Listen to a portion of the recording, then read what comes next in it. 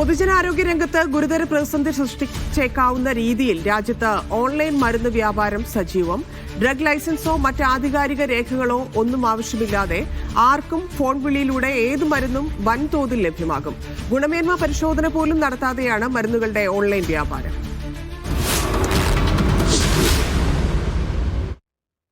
രോഗം മാറാൻ കഴിക്കുന്ന മരുന്നുകളെക്കുറിച്ച് നമുക്കാർക്കും വലിയ അവിശ്വാസമൊന്നും ഉണ്ടാകാൻ സാധ്യതയില്ല. എന്നാൽ അത്രക്കങ്ങ് കണ്ണടച്ച് വിശ്വസിക്കാൻ കഴിയുന്നതല്ല പുതിയ കാലത്തെ മരുന്നുകളുടെ രോഗം. കഫ് സിറപ്പ് കുടിച്ച് 26 കുട്ടികൾ മരിച്ച നാട്ടിൽ മരുന്ന് വ്യാപാരം അപകടകരമായ രീതിയിലാണ് മുന്നോട്ടു പോകുന്നത്.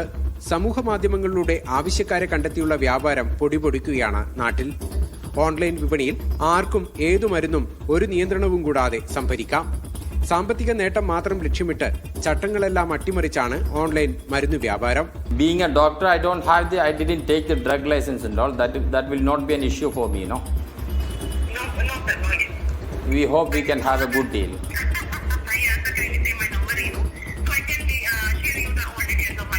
So we will work on it, and after 3-4 dealings, we can have credit facility and all, right? ക്ലിനിക്കുകൾ ഒഴികെ മറ്റെവിടെയും മരുന്ന് സംഭരിക്കുന്നതിന് ഡ്രഗ് ലൈസൻസ് അനിവാര്യമാണ്. എന്നാൽ ആവശ്യക്കാർക്ക് യാതൊരു മാനദണ്ഡവും പാലിക്കാതെ മരുന്നുകൾ എത്തിച്ചു കൊടുക്കുന്ന സംഘത്തിന്റെ കേന്ദ്രം ഉത്തരേന്ത്യയാണ്. The manufacturer is where exactly the manufacturing facility available there in your company?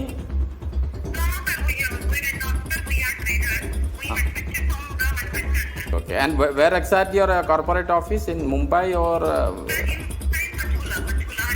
Haryana? So you will be having the drug license and all? Yeah, the drug license is DSC only, but I have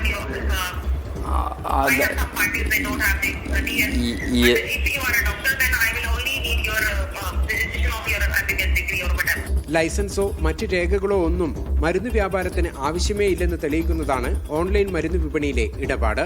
മുൻകൂറായി പണമടച്ചു തുടങ്ങുന്ന വ്യാപാരം credit നൽകി വളരുമ്പോൾ പ്രതിസന്ധിയിലാകുന്നത് പാവം രോഗികളാണ്.